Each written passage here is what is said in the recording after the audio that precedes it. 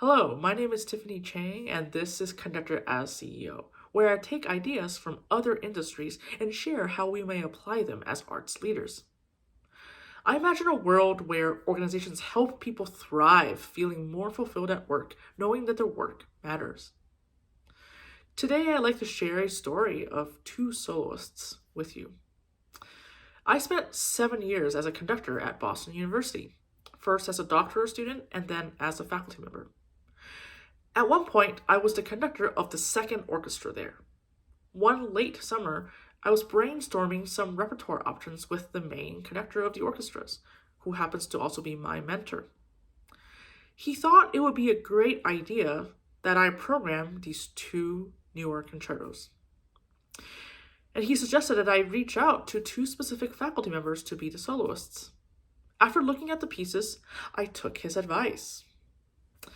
I sent pretty much the same message of invitation to these two potential faculty soloists, emphasizing how I'd be excited to collaborate with them and how much the students would benefit from performing alongside them.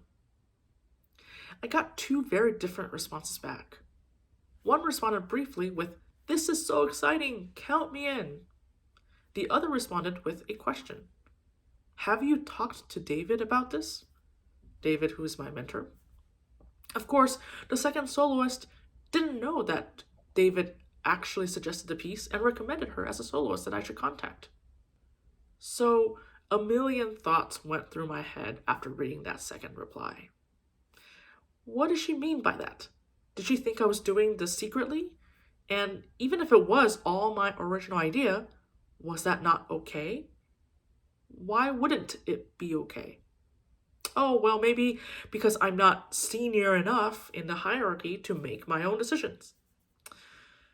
That also means she probably doesn't want to work with me anyway. Or probably she's saying she'll only do it if David says it's okay. Well, that still means she doesn't want to work with me. So, was I supposed to have gotten a green light from David? But wait, it was David's idea all along. What am I even thinking? And how should I respond? Did I offend her? Should I start with an apology? I ended up performing these two concertos with both soloists, and they could not have been more different experiences. With the second soloist, the initial lack of trust unfortunately did not improve through the process.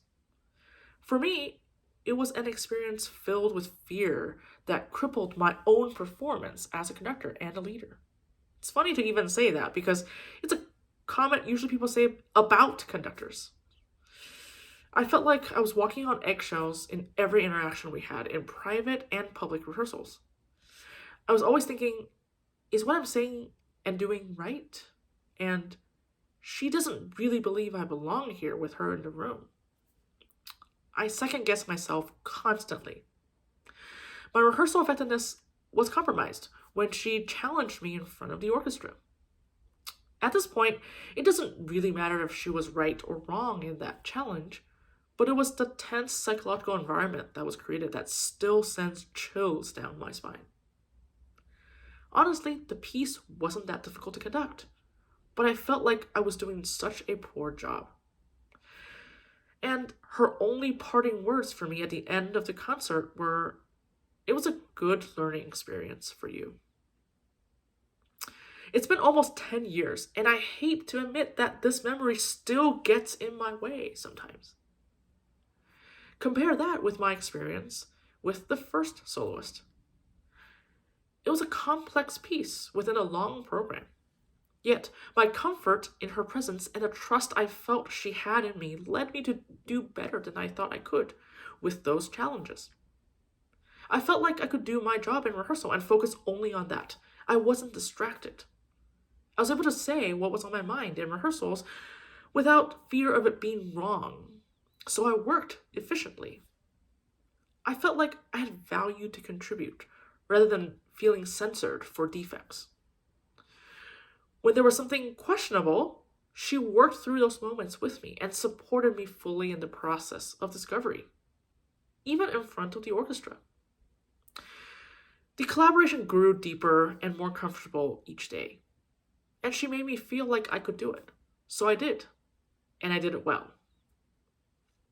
These two concerts happened within the same semester, so to experience them side by side was jarring and thought provoking. I've been thinking about it ever since it happened. My story of these two soloists is not unique to me. We all have been in environments where we find flow and confidence through trust, versus situations where we doubt our abilities, leading to actual subpar performance because of fear and feeling unsafe.